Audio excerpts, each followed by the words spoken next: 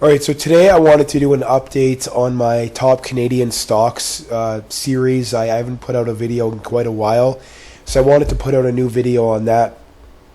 First things first, if you get value out of the video, please like, subscribe, comment, check out those links below. Very much appreciate the support.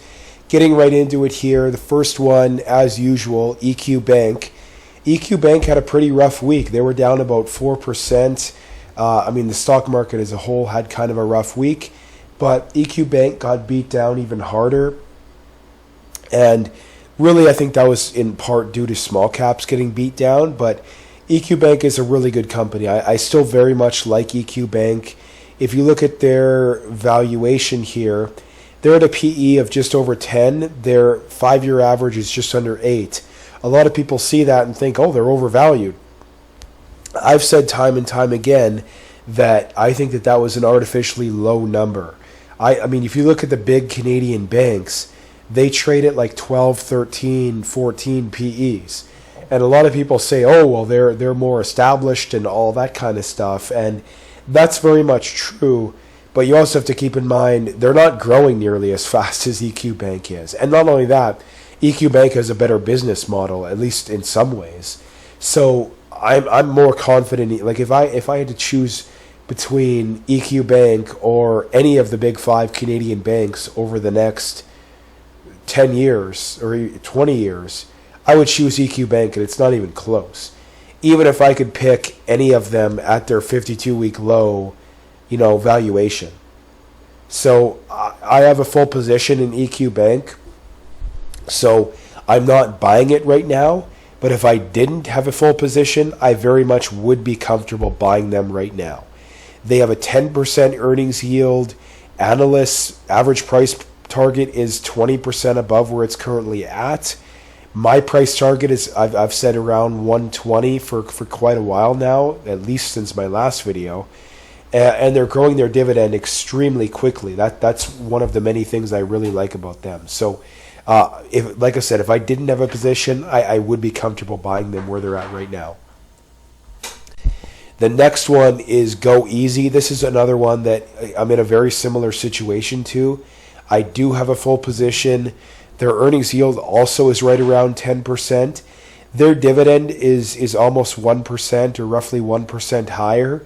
They're not growing it quite as fast, but given their payout ratio is a little bit higher, that makes sense. I very much like Go Easy as well. They're another one that they're actually below their 5-year average valuation. So this is another one I do have a full position in. But if I didn't have a full position, I very much would be comfortable buying them where they're at right now. My price target is around $190 to $200 a share. So, I mean, the average analyst is actually quite a bit above that. So I think that this stock is definitely undervalued where it's at right now. It's debatable by how much, obviously, but I think it's definitely undervalued where it's at right now. So the next one is Alimentation Couche-Tard. This is one that actually just hit a 52-week low literally a couple days ago on Friday. It actually dipped a little bit below $70 a share. It closed slightly above $70 a share. And this is one that is actually still above its historical valuations. It has an 18 PE. This is one that if I didn't have a position, I would start buying, but I'm not as confident in it at its current price as I am EQ Bank and Go Easy, simply because those are companies that I think could grow just as well, and yet they're significantly cheaper than this company. This company is definitely more established. They're more predictable, but they're actually much larger as well. I mean, they're a $67 billion company. So obviously there's that aspect to it. But I'm kind of questioning whether or not I think this company could grow as fast. Not that it can't happen, because it certainly can. This company definitely has the most stable business model of all of them. But the question is, does it deserve that much of a market multiple compared to the other two? I think it's no. But on the other hand, if I didn't have a position in it, I probably would be comfortable slowly dipping my feet in where it's at. The next one is CSU. And I mean, my price target on Alimentation Couche-Tard, probably like $75 a share. I think it's maybe slightly undervalued, like $75 a share. The next one, like I said, Constellation Software, they are way too expensive. Very good company, but they're way too expensive. I mean, a PE of 114, a price to free cash flow 36. That's still pretty crazy, but a PE of 114 is really crazy. If you look at this company, though, I mean, they're extremely impressive. I mean, you look at their revenue is just a consistent ladder or stair step higher. If you look at their earnings, is also basically straight up. Pretty much everything is perfect when it comes to this company. And given that information, they just trade at an extremely high multiple. If you look at analysts actually think that it's actually slightly undervalued. I disagree. I don't see how you can argue that a 36 price to free cash flow is undervalued. So I think that they've gotten a little far ahead of themselves on this one. That's why you also always need to take analyst price targets with a grain of salt. But I do think that it's a phenomenal company.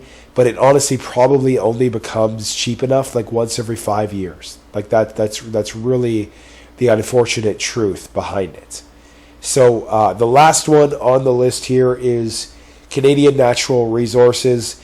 This is another one that I'm currently buying where it's at right now because it's basically at a 52-week low. I think it's cheap where it's at right now. I don't think it's egregiously undervalued. I just think it's cheap. They're one of the best oil and gas companies out there, I think, and that's why I like them. They have over an 8% dividend 8% earnings yield, a little over a 5% dividend yield. They're buying back shares. This is just one of the best oil and gas companies out there. So I'm very much buying them. And I mean, one of the many impressive things here too is that they never even had to cut their dividend back in 2020 when oil prices went negative. A lot of oil and gas companies had to cut their dividend yield, or had to cut their dividend, and they did not have to. And they've grown it extremely well. I mean, they've grown it 17% per year going back 10 years. That's doubling the dividend roughly every 4 years. So, like I said, I think that this is one of the best oil and gas companies out there. I think that oil and gas is here to stay, at least for the next 10 or 20 years. And something that people don't realize is that there's very little investment in oil and gas exploration, and that is going to get exposed over the next decade or two. And when that happens, oil prices are going to go up, and that's going to mean that you're going to get some nice returns on some of these a lot of the oil and gas companies, but especially on the good ones. And this is one that's also going to be more stable when there's a recession or when there's less economic activity. A lot of oil and gas companies, their earnings will go negative when you have a slowdown in the economy, and this is not one of them. So that's why I very much like this company, and I'm buying them right now. And they're one of two oil and gas companies that I own. The other one, EOG, which is one I've talked about before, I very much like both of them. So anyway, that is my update on Canadian stocks. If you have any other ones you'd like to know about, I know there is other ones I've talked about before, but these are the main 5 that I follow. Obviously, that does change a little bit, but over time. If you have any other ones, I'd love to talk about them. And like I mentioned at the start of the video, please like, subscribe, and check out those links below.